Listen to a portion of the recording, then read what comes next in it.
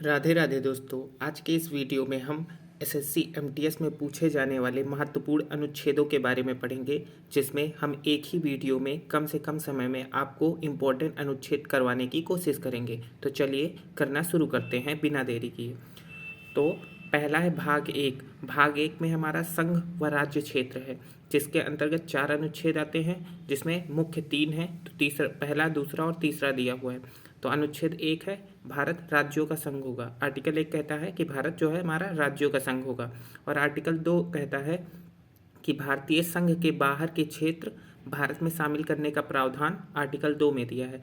जैसे अगर हम पीओके या पाकिस्तान या भूटान या अन्य कोई देश, श्रीलंका जैसे देश को अगर भारत में शामिल करना चाहें, वो आर्टिकल 2 के तहत शामिल किया जाएगा।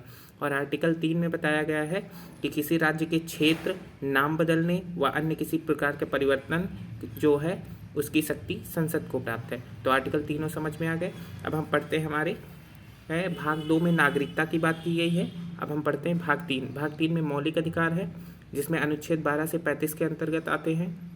और मौलिक अधिकारों को या भाग 3 को मैग्ना कार्टा कहा जाता है संविधान का। तो इसमें मुख्य 7 प्रकार के संविधान में अधिकार दिए गए थे, पर एक संपत्ति का अधिकार हटा दिया गया है। तो अब हमारे पास सिर्फ 6 अधिकार हैं। तो पहला है समानता का अधिकार, अनुच्छेद 14 से 18 के अंतर्गत है। दूसरा स्वतंत्रता का अधिकार, अनुच्छेद 19 से 22 के अंतर्गत है। शोषण के विरुद्ध अधिकार, अनुच्छेद 23 और 24 में है। धार्मिक स्वतंत्रता का अधिकार, अनुच्छेद 25 से 28 तक है। और शिक्षा व संस्कृति का अधिकार, अनुच्छेद 29 और 30 में दिया गया है। और जो संपत्ति का अधिकार था वो 44वें संविधान संशोधन द्वारा 1978 में हटा दिया गया है। और 7वां जो संवैधानिक उपचारों का अधिकार, ये अनुच्छेद 32 में दिया गया है। तो अब एक एक अनुच्छेद करके हम देखना शुरू करते हैं। तो अनुच्छेद 12 में बात किया गया है राज्य की परिभाषा। अनुच्छेद 12 में राज्य की परिभाषा दी गई है। और अनुच्छेद 13 में बताया गया है कि मूल अधिकार से असंगत कोई जो है कानून लागू नहीं किया जाएगा। अब समानता के अधिकार में अनुच्छेद जो 14 से 18 के अंतर्गत हैं उनमें देखते हैं। तो अनुच्छेद 14 में दिया गया है कि कानून के समक्ष समानता, सभी को कानून के समक्ष समान माना जाएगा। अनुच्छेद 15 दिया गया है धर्म, जाति आदि के आधार पर कोई विभेद नहीं किया जाएगा, किसी में भेदभाव नहीं किया जाएगा। अनुच्छेद 16 कहता है कि सरकारी नौकरी में सभी को समानता मिलेंगी। और आर्टिकल 17 कहता है कि अनटचेबिलिटी का अंत होगा, अस्पृश्यता का अंत होगा। और अनुच्छेद 18 कहता है कि उपाधियों का अंत। तो अनुच्छेद 18 उपाधियों के अंत की बात करता है। अब हम आ जाते हैं स्वतंत्रता का अधिकार। स्वतंत्रता के अधिकार में आर्टिकल 19 जो हमारा मुख्य है, उसमें 6 प्रकार की आज़ादी दी गई है। तो आर्टिकल 19 में अभिव्यक्ति की आज़ादी है, जिसके अंतर्गत बोलने की स्वतंत्रता, एक जगह इकट्ठे होने की स्वतंत्रता, सभा व समूह बनाने की स्वतंत्रता, भारत में कहीं भी घूमने की स्वतंत्रता, भारत में कहीं भी निवास करने की स्वतंत्रता और भारत में रहकर कोई भी आजीविका अपनाने की स्वतंत्रता भी अनुच्छेद 19 के अंतर्गत ही दी गई है। अनुच्छेद 20 में अपराध या दोष सिद्धि के संबंध में संरक्षण की बात की गई है। अगर आपने कोई अपराध किया है और तो उसके दोष सिद्धि के संबंध में आपको संरक्षण प्रदान किया जाएगा, यानी आपको अपने आपके ही खिलाफ अधिकार या मतलब बयान देने के लिए बाध्य नहीं किया जाएगा। ये सारी चीज़ें आर्टिकल 20 में है। अब है आर्टिकल 21। आर्टिकल 21 में हमें जीवन के अधिकार की बात की गई है। और आर्टिकल 21A में 6 से 14 वर्ष के बच्चों को निःशुल्क शिक्षा का अधिकार दिया गया है। और ये पहले नहीं था, ये 86वें संविधान संशोधन द्वारा 2002 में जोड़ा गया है। फिर अनुच्छेद 42। अनुच्छेद 42 कहता है गिरफ्तारी के संबंध में संरक्षण। अगर आपको कोई गिरफ्तार कर रहा है तो आप उससे जैसे कहते हैं गिरफ्तारी वारंट दिखाइए, बिना गिरफ्तारी वारंट के आप इन्हें गिरफ्तार नहीं कर सकते। तो एक कौन सा आर्टिकल हमें बताता है? आर्टिकल 22 हमें बताता है। फिर है शोषण के विरुद्ध अधिकार। शोषण के विरुद्ध अधिकार में 2 अनुच्छेद हैं, अनुच्छेद 23 और 24। तो अनुच्छेद 23 कहता है कि मानव व्यापार, जबरन व बंधुआ मजदूरी नहीं करवाई जा सकती किसी से। और आर्टिकल 24 कहता है कि 14 वर्ष से कम उम्र के बच्चों से हम श्रम नहीं करवा सकते हैं। ठीक है। अब हम आते हैं धार्मिक स्वतंत्रता का अधिकार। धार्मिक स्वतंत्रता का अधिकार हमारे आर्टिकल 25 से 28 के अंतर्गत दिया गया है। अनुच्छेद 25 कहता है कि हम लोग किसी भी धर्म को अपना सकते हैं, किसी भी धर्म का आचरण कर सकते हैं और किसी धर्म का प्रचार प्रसार कर सकते हैं। अनुच्छेद 26 कहता है कि हम किसी भी धार्मिक कार्यों के प्रबंधन में भाग ले सकते हैं, वो अनुच्छेद 26 के अंतर्गत हमें बताया गया है। अनुच्छेद 27 कहता है कि धार्मिक कार्य जो भी होंगे उन पर जो धन लगेगा उस पर कोई टैक्स नहीं लगेगा, यानी धार्मिक स्थानों पर जो भी धन आएगा उस पर कोई टैक्स नहीं लगेगा। और अनुच्छेद 28 में बताया गया है कि धार्मिक शिक्षा व उपासना में उपस्थित होने की स्वतंत्रता की बात करता है। अब हम आ जाते हैं सांस्कृतिक व शैक्षणिक अधिकार। तो सांस्कृतिक अधिकार जिसमें है अनुच्छेद 29। अनुच्छेद 29 में अल्पसंख्यकों के हितों का अधिकार दिया गया है। और अनुच्छेद 30 में शैक्षणिक संस्था खोलने का अधिकार, यानी अगर अल्पसंख्यक या कोई भी वो चाहे तो अपना शैक्षणिक संस्था खोल सकता है अपने धर्म की शिक्षा देने के लिए। फिर है अनुच्छेद 32। अनुच्छेद 32 ये क्या है करता है, तो मूल अधिकारों के संरक्षण के लिए सुप्रीम कोर्ट द्वारा रिट जारी करता है। ये संवैधानिक उपचारों का अधिकार भी इसे ही कहते हैं। यानी अनुच्छेद 32 के अंतर्गत यदि कोई आपके संवैधानिक अधिकारों का उल्लंघन करता है तो सुप्रीम कोर्ट है उसके खिलाफ रिट जारी कर सकता है। और ये रिट 5 प्रकार की होती हैं, ठीक है। और ये हमने पहले वीडियो में बता दिया है, अगर आपने वो वीडियो नहीं देखी है तो मेरे चैनल दीक्षित एजुकेशन अड्डा पर विजिट करके उसे देख सकते हैं। अब हम आते हैं भाग 4 में। इसमें है राज्य के नीति निर्देशक तत्व, जिसे DPSP भी शॉर्ट फॉर्म में कहते हैं। तो इसमें कुछ मुख्य इंपॉर्टेंट है, जैसे आर्टिकल 40 है। आर्टिकल 40 कहता है ग्राम पंचायतों के संगठन के बारे में बात करता है। फिर है आर्टिकल 44। आर्टिकल 44 कहता है UCC के बारे में, यानी समान नागरिक संहिता, यानी यूनिफॉर्म सिविल कोड के बारे में बात करता है आर्टिकल 44। आर्टिकल 45 करता है बच्चों के लिए अनिवार्य शिक्षा, लेकिन जो 6 वर्ष से कम बच्चे हैं उनके लिए जो आंगनबाड़ी की सुविधा गांव में शुरू की गई है वो बच्चों के लिए अनिवार्य शिक्षा जो है आर्टिकल 45 के अंतर्गत ही शुरू की गई है। और आर्टिकल 21A हमने देखा था जिसमें 6 से 14 वर्ष के बच्चों के लिए निःशुल्क शिक्षा थी, ठीक है। और अब है आर्टिकल 48 है। आर्टिकल 48 में पर्यावरण के संरक्षण की बात की गई है। फिर है आर्टिकल 50, और आर्टिकल 50 के अंतर्गत अंतर्राष्ट्रीय शांति व सुरक्षा की बात की गई है। और इसी के अंतर्गत आता है आर्टिकल 50। आर्टिकल 50 में न्यायपालिका व कार्यपालिका की पृथक्करण की बात की गई, यानी न्यायपालिका और कार्यपालिका अलग अलग काम करेंगी, दोनों एक दूसरे के काम में दखलंदाजी नहीं दे सकते हैं, ठीक है।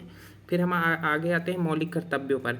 तो हमारे मौलिक कर्तव्य हैं स्वर्ण सिंह समिति की अनुशंसा पर लागू किए गए थे 42वें संविधान संशोधन द्वारा।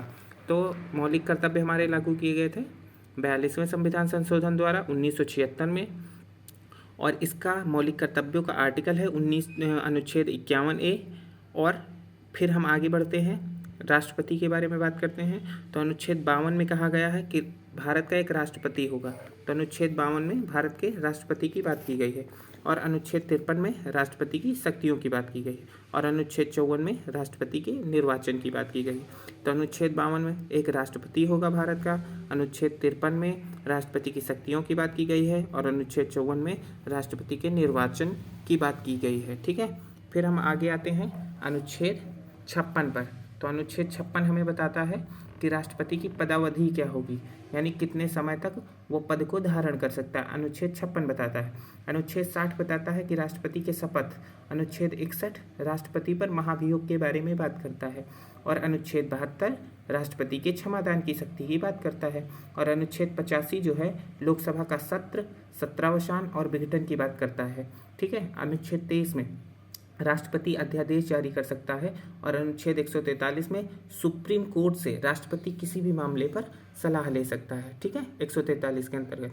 फिर उपराष्ट्रपति अनुच्छेद 63 में है उपराष्ट्रपति का पद। अनुच्छेद 64 में है उपराष्ट्रपति ही राज्यसभा का सभापति होगा। और अनुच्छेद 67 में उपराष्ट्रपति की पदावधि की बात की गई है। और अनुच्छेद 69 में उपराष्ट्रपति के शपथ की बात की गई है।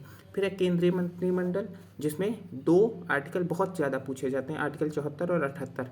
तो आर्टिकल 74 कहता है कि राष्ट्रपति की सहायता के लिए मंत्रिपरिषद होगा जिसका प्रमुख प्रधानमंत्री होगा। और आर्टिकल 75 में प्रधानमंत्री पद की बात की गई है।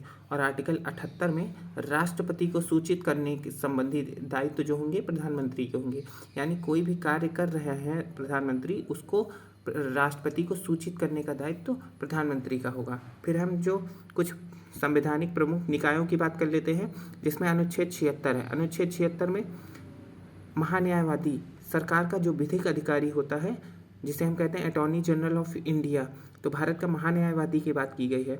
अनुच्छेद 148 में कंट्रोलर एंड एडिटर जनरल की बात की गई, यानी कैग की बात की गई है, जो कि सरकार के आय व्यय का लेखा जोखा रखता है। अनुच्छेद 148 जो है भारत का नियंत्रक एवं महालेखक, जिसे कैग भी बोलते हैं, ठीक है। और फिर अनुच्छेद 280, तो 280 में वित्त आयोग की बात की गई है।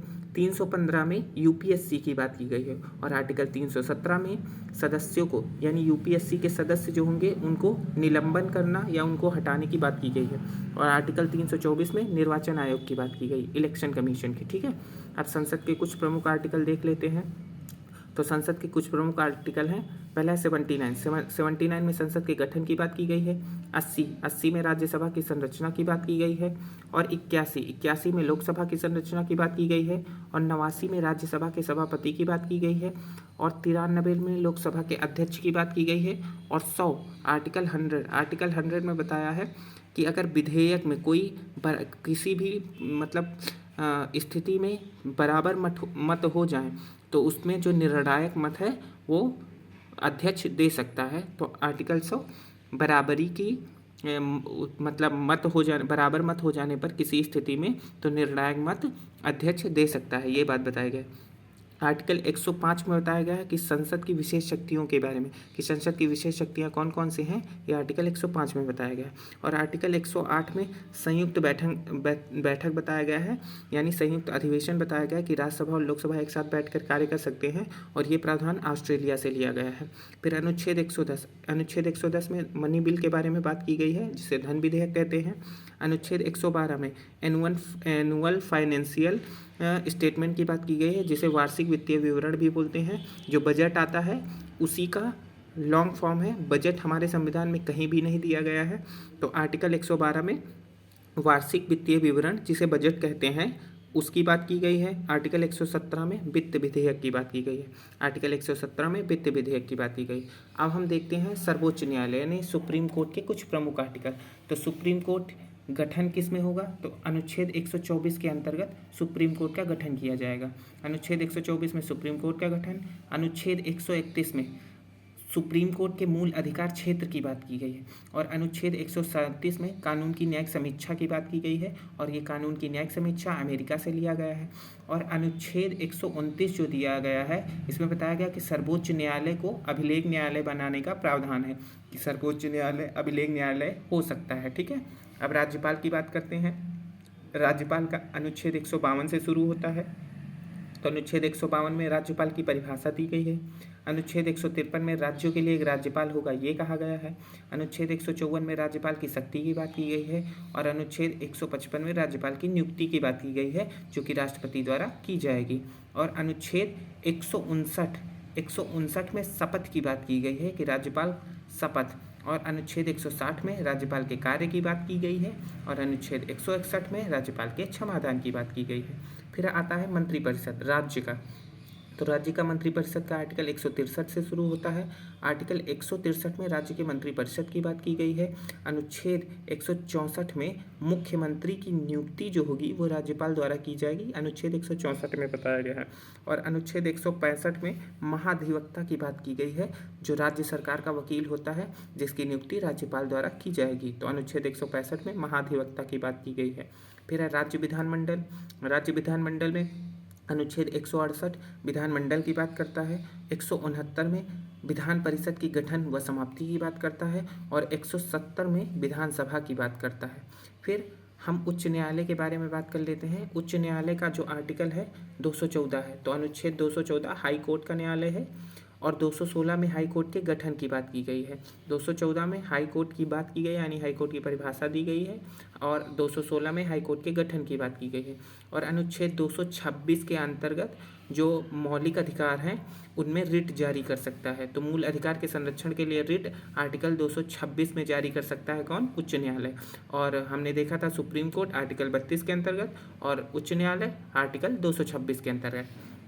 फिर है कुछ जो इम्पोर्टेंट आर्टिकल हैं जो केंद्र और राज्य से संबंधित हैं, जिसमें अनुच्छेद 249 है कि राज्य सूची पर संसद द्वारा कानून बनाने का प्रावधान है।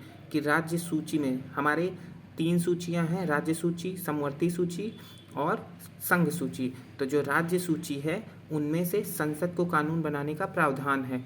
अनुच्छेद 262 में नदी जल विवाद की बात की गई है कि दो राज्यों के बीच अगर नदी जल विवाद हो जाए तो किस तरह से निपटारा किया जाएगा, वो अनुच्छेद 262 में है। अनुच्छेद 263 में अंतर्राज्यीय परिषद की बात की गई है और अनुच्छेद 266 में संचित निधि जो संसद निकाल सकती है जिसको, और अनुच्छेद 267 में आपातकालीन निधि है जिससे केवल राष्ट्रपति पैसा निकाल सकता है।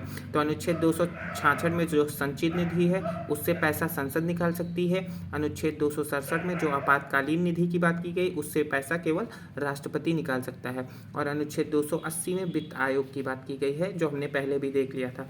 अभी लोकसभा व राज्यसभा में जो कुछ आरक्षण संबंधी विधेयक हैं उनको देख लेते हैं। तो अनुच्छेद 330 में लोकसभा में SC/ST को आरक्षण दिया गया है। अनुच्छेद 332 में राज्य विधानसभा में SC/ST आरक्षण दिया गया है। अनुच्छेद 335 में सेवा व पद में SC/ST आरक्षण दिया गया है। अनुच्छेद 338 में SC आयोग है, 338A में ST आयोग है और 338B में OBC आयोग है। ठीक है, यानी पिछड़ा वर्ग आयोग है। और पिछड़ा वर्ग आयोग 103वां संविधान संशोधन के द्वारा 2018 में जोड़ा गया। फिर है 243 अनुच्छेद 343 अनुच्छेद 343 में भारत की राजभाषा व लिपि की बात की गई है। तो भारत की राजभाषा हिंदी है और लिपि देवनागरी है, उसकी बात की गई है। और अनुच्छेद 243A से लेकर 243O तक ग्राम पंचायत की बात की गई है।